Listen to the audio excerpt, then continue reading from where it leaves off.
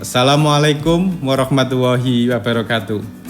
Selamat datang untuk rekan-rekan mahasiswa yang saya banggakan dimanapun Anda berada. Semoga kita selalu dalam keadaan sehat walafiat dan selalu dalam lindungan Allah Subhanahu wa Ta'ala.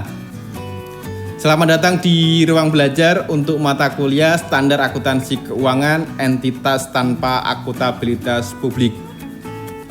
Untuk bab kali ini kita akan memahami bersama terkait dengan di kitab SAK Etap, yaitu bab 26, yaitu pokok bahasan transaksi dalam mata uang asing. Ya. Jadi transaksi dalam mata uang asing.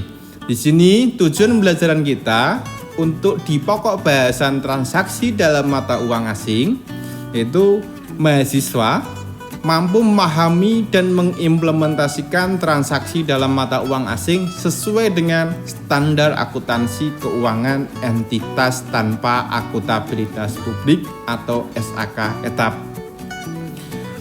Ruang lingkup di pokok bahasan ini, jadi pada pokok bahasan ini diterapkan dalam akuntansi untuk transaksi mata uang asing.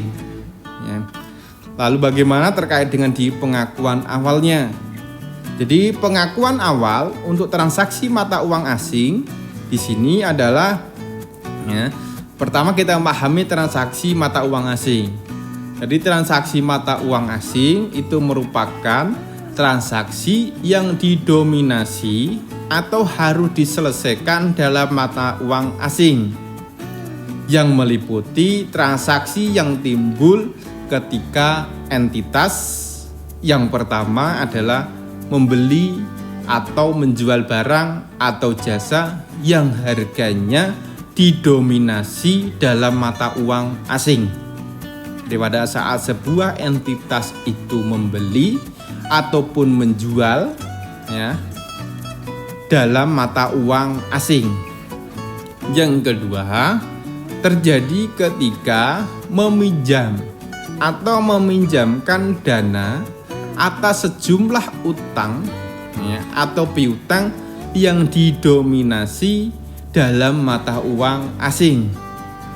Jadi transaksi mata uang asing itu terjadi yang pertama saat membeli atau menjual barang ataupun jasa yang harganya didominasi mata uang asing, kemudian meminjam atau meminjamkan dana atas jumlah utang yang didominasi oleh mata uang asing. Yang ketiga adalah memperoleh atau melepas aset, atau terjadinya atau menyelesaikan kewajiban yang didominasi dalam mata uang asing. Jadi 3 hal yang mensyaratkan timbulnya transaksi mata uang asing. Jadi yang ketiga adalah memperoleh aset, jadi ataupun menyelesaikan kewajiban yang didominasi dalam mata uang asing. Jadi entitas harus mencatat transaksi mata uang asing pada pengakuan awal dalam mata uang fungsional dengan menggunakan kurs tunai atau spot rate pada tanggal transaksi antara mata uang fungsional dan mata uang asing tersebut. Artinya apa? Pada saat mengakui awal, jadi entitas itu dalam mengakuinya, jadi menggunakan kurs tunai pada saat terjadinya transaksi tersebut. Jadi misalnya kita membeli dalam dolar, berarti dolar pada saat kita membeli tanggal itu berapa? Menggunakan spot rate, tanggal transaksi. Jadi tanggal transaksi di sini adalah tanggal di mana transaksi pertama kali memenuhi syarat pengakuan. Jadi kapan sih itu mulai diakui sesuai dengan SAK Etap. Jadi untuk tujuan praktis, kurs yang mendekati atau kurs sebenarnya pada tanggal transaksi yang sering digunakan. Misalnya kurs rata-rata selama seminggu atau sebulan. Mungkin dapat menggunakan seluruh transaksi dalam mata uang asing yang terjadi selama periode tersebut. Namun demikian, jadi jika kurs tukar berfluktuasi secara signifikan, penggunaan kurs rata-rata untuk periode tersebut tidak tepat. Ketika fluktuasinya itu cepat, ya, jadi penggunaan untuk kurs rata-rata tidak tepat. Lalu bagaimana pelaporannya? Jadi pelaporan pada akhir periode untuk periode pelaporan selanjutnya, jadi pada akhir setiap periode pelaporan, entitas harus melakukan 3 hal. Yang pertama adalah pos moneter. Ya, jadi pos moneter dalam mata uang asing dilaporkan dengan menggunakan kurs penutupnya, kurs pada tanggal pelaporan. Jadi pos moneter dalam mata uang asing itu dilaporkan dengan menggunakan kurs penutup atau kurs tanggal pelaporan. Ya. Kemudian yang kedua adalah pos non moneter yang diukur dengan biaya perolehan historis mata uang asing, dilaporkan dengan menggunakan kurs ya pada tanggal transaksi. Ya, kalau non moneter berarti menggunakan kurs tanggal transaksi. Kemudian yang ketiga, pos non moneter diukur dengan nilai wajar dalam mata uang asing, dilaporkan dengan menggunakan nilai tukar pada saat nilai wajar ditentukan. Nah, itu terkait dengan di pelaporan. Maka dari itu, entitas harus mengakui keuntungan. Nah, karena tadi ada perbedaan kurs mungkin, ya. Jadi entitas harus mengakui keuntungan atau kerugian selisih kurs ya pada laporan laba rugi periode terjadinya yang timbul dari penyelesaian transaksi moneter atau penjabaran transaksi moneter pada kurs yang berbeda dengan kurs penjabaran pada pengakuan awal selama periode berjalan atau pada laporan keuangan sebelumnya. Jadi pada saat keuntungan atau kerugian transaksi non moneter diakui secara langsung dalam ekuitas, maka entitas harus mengakui komponen keuntungan dan kerugian dari pertukaran secara langsung dalam ekuitas. Jadi sebaliknya, jadi pada saat entitas harus mengakui komponen transaksi non moneter diakui dalam pelaporan laba rugi, maka entitas harus mengakui komponen keuntungan atau kerugian dari pertukaran tersebut dalam laporan laba rugi. Lalu bagaimana pengungkapannya? Jadi untuk entitas yang melaksanakan kegiatan ini, jadi entitas harus mengungkapkan 2 hal.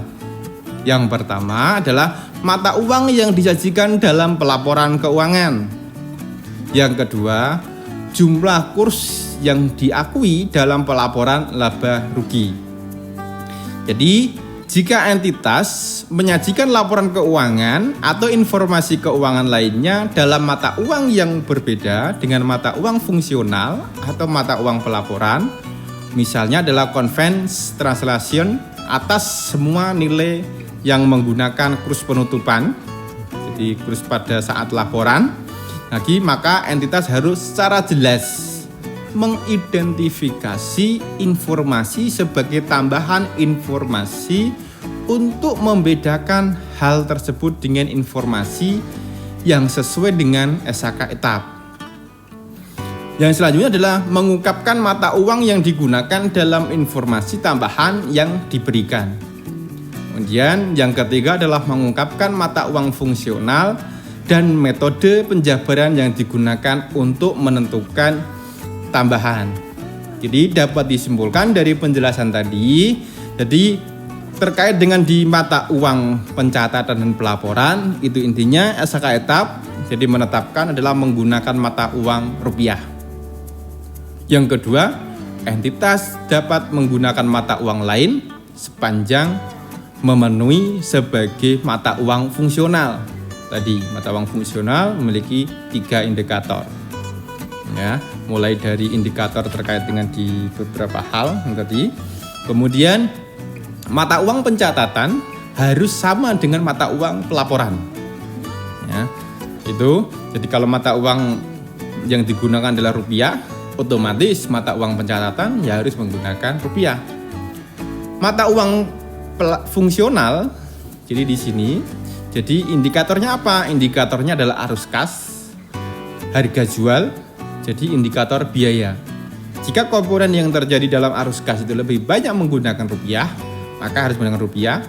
Jadi harga jualnya menggunakan rupiah, maka harus menggunakan rupiah. Indikator biayanya menggunakan rupiah, jadi harus menggunakan rupiah. Kemudian yang terakhir adalah penentuan saldo untuk pencatatan akuntansi dilakukan dengan mengukur seolah-olah mata uang fungsional telah digunakan sejak terjadinya transaksi. Ya, itu adalah terkait dengan hal-hal terkait dengan transaksi dalam mata uang asing. Ya, transaksi pada mata uang asing. Ya, demikian penjelasan singkat dari saya terkait dengan transaksi dalam mata uang asing. Jadi semoga memberikan pemahaman kita bersama dan memberikan manfaat untuk kita semua. Salam hangat untuk teman-teman semua. Wassalamualaikum warahmatullahi wabarakatuh.